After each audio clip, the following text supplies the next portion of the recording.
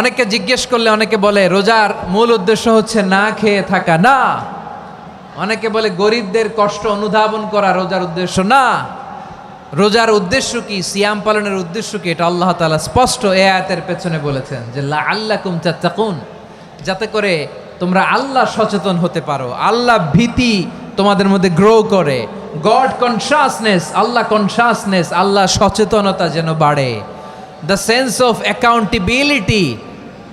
আল্লাহর সুপ্রিম কোর্টের কাঠগড়া এ দুনিয়াতে আমি যাই করলাম তার সব কিছু যে পাই টু পাই হিসাব দিতে হবে, এই sense, to enhance the sense that what ever we do Allah is watching me. আপনি যাই করেন কেউ দেখে না, কিন্তু দেখে কে? শুরুতেই তো জিজ্ঞেস করেছিলাম যে কেউ যেটা দেখে না সেটা দেখেন কে? কেউ যেটা শোনে না সেটা শোনেন কে?